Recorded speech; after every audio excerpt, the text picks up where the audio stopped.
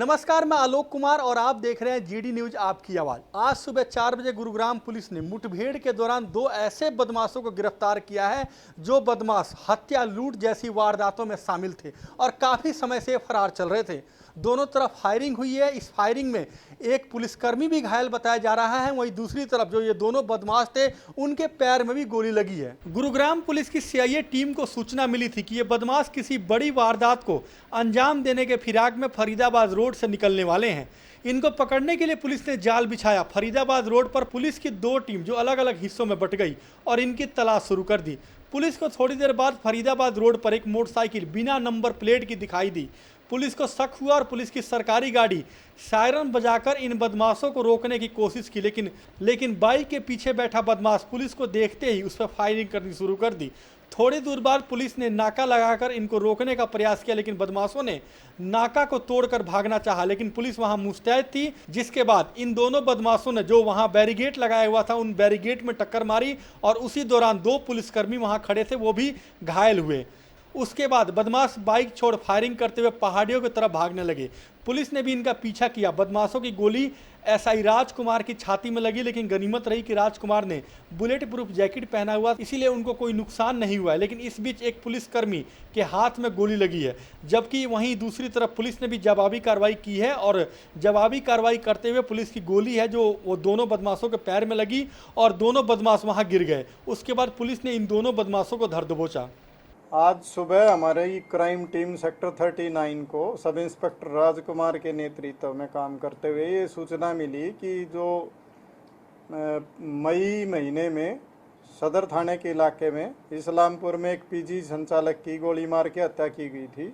उसके जो इनामी बदमाश हैं उसमें जो शामिल हैं जोंटू और मनीष, दोनों गुड़गांव में घूम रहे हैं और उनको अगर हम नाकाबंदी करें तो वो काबू आ सकते हैं। जिसकी इन्फॉर्मेशन स्टिक होने पे उन्होंने नाकाबंदी की और उस नाकाबंदी पे जब ही वो उनको रोकने का प्रयास किया तो उन्होंने पुलिस के ऊपर मोटरसाइकिल चढ़ाने की कोशिश की जिस पे वो सवार थे और पुलिस पे फायर कर दिया। बचाव में पुलिस ने भी फायर किया तो हमारे एक सिपाही को भी उसमें गोली लगी है और जो मोटरसाइकिल सवार दोनों बदमाश थे जोंटू और मनीष, उनको भी पैरों में गोलियां लगी हैं और उसके बाद उनको काबू किया गया। काबू करने के बाद उनसे एक मोटरसाइकिल, एक पिस्टल और एक कट्टा बरामद किया गया और एक जिंदा कारतूस भी मिले हैं और खाली खोल भी वहाँ पे मिले हैं। और पुलिस ने जो फायर किया था उसके भी हमने इसके संबंध में केस रजिस्टर करके 307 के तहत और आगे की इन्वेस्टिगेशन की जा रही है। ये जो दोनों बदमाश थे इन पे 1-1 लाख रुपए के इनाम थे, मोस्ट वांटेड थे ये हमारी पुलिस से। तो हमने इसलिए 2 महीने से हम लगातार इनका पीछा कर रहे थे, लेकिन आज हमें इस बात इनको काबू करने में कामयाबी मिली। अभी ये जो अक्यूज्ड हैं ये हॉस्पिटलाइज्ड हैं, उनको सफदरजंग दिल्ली के लिए रेफ़र किया गया है। जब वो वहाँ से डिस्चार्ज हो जाएंगे तो उनसे पूछताछ करके और आगे की कार्रवाई इसमें की जाएगी। ये क्राइम किया, इससे पहले दिल्ली में भी ये एक मोटी अमाउंट की कैश छीनने के एक लूट की वारदात में शामिल रहा है। इस पूरी वारदात में 2 बदमाश और 3 पुलिसकर्मी घायल है जिनका इलाज चल रहा है। आपको बता दें कि ये बदमाश मनिक जाखड़ और जॉन्टू 5 मई को सेक्टर 31 में पूर्व पार्षद की गोली मारकर हत्या कर दी थी। ये पूरी वारदात सीसीटीवी कैमरे में कैद हो गई थी।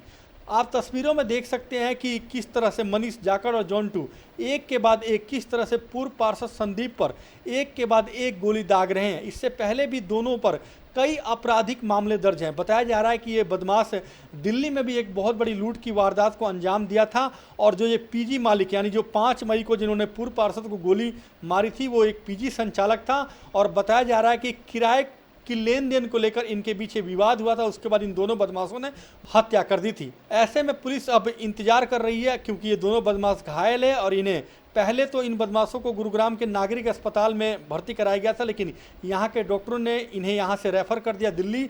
अब ये दोनों बदमाश दिल्ली है और इनका इलाज चल रहा है। ऐसे में पुलिस अब इंतजार कर रही है कि जब ये बदमाश पूरी तरह से स्वस्थ हो जाएंगे उसके बाद पुलिस इनको रिमांड पर लेगी और उस दौरान पुलिस इनसे पूछताछ करेगी, क्योंकि पुलिस को उम्मीद है कि ये जो बदमाश है इन्होंने इस तरह की कई ऐसी वारदात है जो ये कर चुके हैं या फिर कौन कौन सी ऐसी वारदात है जिसको करने की फिराक में ये लोग थे। अगर आपको हमारी ये खबर अच्छी लगे तो इस खबर को शेयर कीजिएगा और हमारे चैनल को सब्सक्राइब करना ना भूलिएगा।